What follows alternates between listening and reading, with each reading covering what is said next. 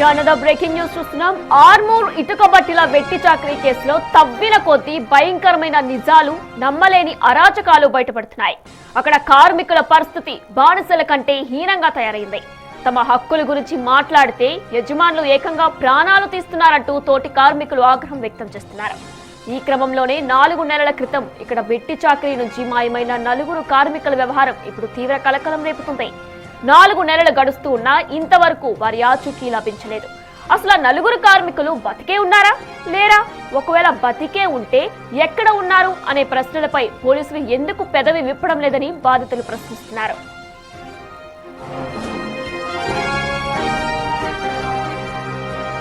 ఇదే అంశానికి సంబంధించిన పూర్తి డీటెయిల్స్ మా ప్రతినిధి రాజేష్ అందిస్తారు లైవ్ ద్వారా. రైట్ రాజేష్, ప్రస్తుతం పోలీసులు ఈ కేసుకు సంబంధించి ఏం చెప్తున్నారు? ఇటుక బట్టిల వెట్టి చాకిరీ కేసుకు సంబంధించి అసలు వారు బతికే ఉన్నారా, వారు ఎక్కడున్నారు, దాని గురించి పోలీసుల విచారణలో ఏం తెలియదు రాజేష్?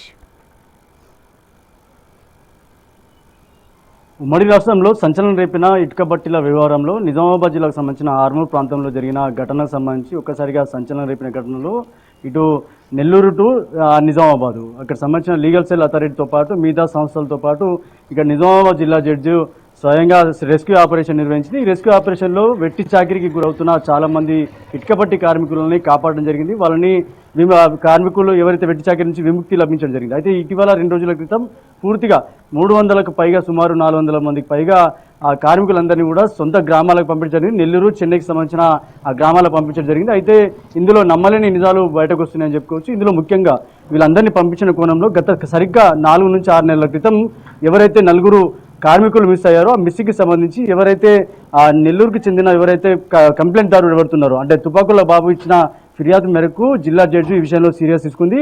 4 నెలల క్రితం 4 ఎవరైతే మిస్సింగ్ అయ్యారో ఆ మిస్సింగ్ అయిన కార్మికులు ఎక్కడున్నారు, ఒకవేళ ఉన్నారా లేకపోతే బ్రతుకున్నారా లేదా అనే కోణంలో విచారణ అయితే జరుగుతుంది. ఒకవేళ బ్రతికుంటే వాళ్ళు ఎక్కడున్నారనే కోణంలో విచారణ అయితే జరుగుతుందని చెప్పుకోవచ్చు. ఈ కోణంలోనే పోలీసులు సీరియస్గా తీసుకున్నారు. ఒకవేళ వీళ్ళు బ్రతుకుంటే కనుక ఎక్కడున్నారనే కోణంలో ఆ విచారణ అయితే కొనసాగుతుంది. ముఖ్యంగా కార్మికుల వెట్టి చాకిరీకి సంబంధించి ఆ రోజు 4 కార్మికులు కూడా వెట్టి చాకిరీ భరించలేకనే ఇక్కడ నుంచి మిస్సింగ్ అయినట్టుగా తెలుస్తుంది. ఇప్పటికే పోలీసుల అదుపులో ఎవరైతే ఇటుక బట్టలకు సంబంధించిన యజమానులు ఎవరైతే ఉన్నారో కిరణ్ రెడ్డితో పాటు అలాగే మల్లికార్జున రెడ్డి, తిరుపతి రెడ్డి ముగ్గురు కూడా ఆ పోలీసులు అదుపులో ఉన్నారు. మరో 2 రోజుల్లో రిమాండ్ అయ్యే అవకాశం ఉంది. దీనికి సంబంధించి ఇప్పటివరకే సీరియస్గా విచారణ జరుగుతుంది. దీంతో పాటు ముఖ్యంగా ఇలా లైంగిక వేధింపులతో పాటు జైలుకి సంబంధించిన పిల్లల్ని వేధించడంతో పాటు ఇలా చాలా వరకు కేసుల్ని పెట్టడం జరిగింది. ముఖ్యంగా ఇందులో మానవ ఏదైతే ఇతర రాష్ట్రాలకు మానవులని తరలించే సెక్షన్ ఏదైతే ఉందో దాన్ని సీరియస్గా తీసుకున్నారు. మానవ తరలింపు కేసులను ఇందులో ఏర్పడి దీంట్లో ఒక సెక్షన్లో పెట్టడం జరిగింది. ఈ కేసులో సీరియస్గా తీసుకున్న నేపథ్యంలో సిపి సాయి చైతన్య ఆధ్వర్యంలో ఇటు సీరియస్గా కేసు అయితే విచారణ కొనసాగుతుంది. ముఖ్యంగా 4 నెలల క్రితం ఎవరైతే మిస్ అయ్యారో ఆ మిస్ అయిన 4 ఎక్కడి వారు, వాళ్ళు ఏ గ్రామానికి చెందిన వారు, ఒకవేళ నెల్లూరుకి చెందిన వారైతే ఎందుకు వాళ్ళ స్వగ్రామానికి ఇప్పటివరకు వాళ్ళకు ఒకవేళ బ్రతుకుంటే వాళ్ళ ఆచూకీ ఎందుకు తెలియలేదు, ఒకవేళ చనిపోతే వాళ్ళ మృతదేహాలు ఎందుకు లభించాలి, ఎందుకు ఇవ్వలేదనే కోణంలో విచారణ జరుగుతుంది. అసలు వాళ్ళు బ్రతుకున్నారా లేదా అనే కోణంలో అందరికీ కూడా అక్కడ సంబంధించిన గ్రామస్తులందరూ కూడా అనుమానం వస్తుంది. తుపాకుల బాబు ఇచ్చిన కంప్లైంట్ ఏదైతే ఉందో, తుపాకుల బాబు ఇచ్చిన ఎవరైతే ఫిర్యాదు ఆ కోణం ఏదైతే ఉందో ఆ కోణంలో విచారణ జరుగుతుంది. ఈ కోణంలోనే సీరియస్గా విచారణ జరుగుతుందని చెప్పుకోవచ్చు.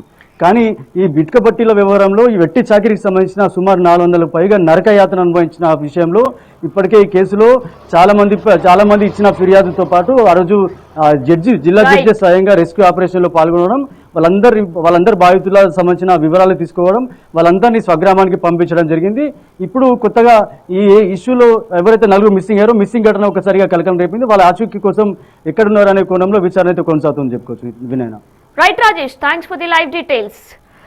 ప్రస్తుతం ఇటుక బట్టీల యజమానులు పోలీసుల అదుపులోనే ఉన్నట్లు సమాచారం. అయితే ప్రధాన నిందితులు కిరణ్ రెడ్డి, మల్లికార్జున్ రెడ్డి, తిరుపతి రెడ్డిలపై పోలీసులు ఇప్పటికే క్రిమినల్ కేసులు నమోదు చేశారు.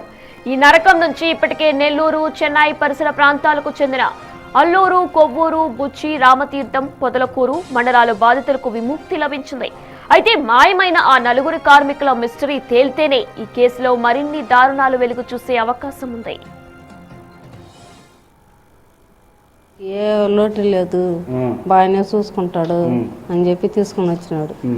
తెచ్చి ఒక 4 రోజులకే మారినాడు ఓనరు. మరి ఏంది అందరిని కొట్టేది, ఒక్క మనిషిని వదిలేదులే, అందరిని కొట్టేది.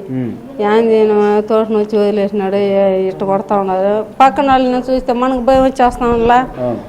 అట్లనేసి మేము ఏదో మాట్లాడలే. ఇదే మారుగా వేరే వాళ్ళు కానీ ఇదే మరుగు చేసినారంటే వాళ్ళకి కూడా ఇది తోబట్టి అవుతుంది అని చెప్పి భయం పెట్టేది పక్కన వాళ్ళు. సరే మేమేం మాట్లాడుకునేదిలే. మేము వారానికి రాయి వచ్చి 7,000 రాయా 8,000 రాయా అటు ఇచ్చేది. అటు ఇస్తే ఏం కోతగా వస్తూ ఉన్నారు మీరు అనేసి బెదిరించేది, కొట్టేదానికి వచ్చేది. ఇంకా ఎట్టకు వచ్చేది మొగుడు పిల్లం ఇద్దరే కదా ఉండేది. మేము నా భర్త మట్టి ఎత్తుకుని వచ్చి పోస్తే నేను కొడతా ఉంటా. ఆ బిడ్డ ఏడుస్తూ ఉండేది కూడా చెవులు వేసుకునేదిలే. ఇంకా ఆ బిడ్డ దగ్గరికి పోతే నువ్వు ఆడ బారేసి పోయి పిల్లకాయలనే అని చెప్పి నన్ను తరుముకుంటా ఉండే. ఇంకా ఇంకేం చేసేది అనేసి ఏం మాట్లాడేదిలే. తిరిగి నేను ఈడు వచ్చేప్పుడు రమణయ్య వచ్చి నన్ను తీసుకుని వచ్చినాడు. ఈడు వచ్చి మీరు బాగుంటారు, మీరు రాత ఇటుకరాయి కోసేదానికి వస్తే ఈ ఓనర్ మమ్మల్ని బాగా చూస్తాడు, మీకు ఓటు ఐడి రేషన్ కార్డు అన్నీ రప్పిస్తాడు ఆయన పెద్ద మనిషి ఈడ అని చెప్పి తీసుకుని వచ్చినారు. ఈడికి వచ్చి మాకు 1000 రాయికి వస్తే 1000 రూపాయలు ఇస్తానని చెప్పినారు. దాంట్లో 700 ఇస్తాడు. 700లో 50 రూపాయలు ఆయనకి మేస్త్రికి ఇచ్చేవాళ్ళ. అది ఇచ్చేస్తామే మనకి లెక్క వచ్చి 3 సంవత్సరాలు ఇదే లెక్కనే చూసింది లేదు. సోమవారం అయితే మాకు 400 సీట్ రాసిస్తాడు. ఆ సీట్లు ఏముండదో దాంతో మనం తీసుకోవాలా. పిల్లలకి దీన్ని చాలలేదు సార్, పిల్లలకి బిస్కెట్ తీసేయాలా, దాన్ని తీసేయాలా అంటే కూడా అదంతా సీట్ ఎంత ఉండదో అదే ఇస్తారు, ఎక్కువ అంత ఇయ్యరు అంటారు. ఒక 100 రూపాయలు ఎక్కువ ఇవ్వండి సార్ అని చెప్తే మనం కొడతాడు. అట్లా కొడుతున్నాడు అనేసి ఆడవాళ్ళు వచ్చి అడిగితేనో ఎవరు వచ్చి అడిగితేనో అందరిని కొడతాడు. మన వాళ్ళు ఎవరు వచ్చి మనకు మాట్లాడరు. అట్లా మనం ఈడ వచ్చి ఈయన కూడా పని చేరి మనం నిండా కష్టపడినాము. మా ఊర్లో మేము బాగానే ఉన్నాం. మా ఊర్లో మేము ఏదో కూలి పని చేసుకుని అట్ట మేము ఉన్నాము. ఆడ కొంచెం అప్పు వాళ్ళ మేము ఈడొచ్చి మాట్టుకున్నాం సార్. అప్పు వాళ్ళ ఈడొచ్చి మాట్టుకొని మేము ఈయన కూడా నిండా ఇబ్బంది పడినాము. అంటే చిన్న పిల్ల నాకు వచ్చి 11 ఏజ్లో ఒక పిల్లోడు ఉన్నాడు. ఆ పిల్లోడు వచ్చి రాయి ఎత్తి వేయాల. రాయి ఎత్తి వేయలేదంటే అది ఇటుకు రాయ ఓడిని తీసుకుని పోయి కొడతాడు రూమ్ కాడ.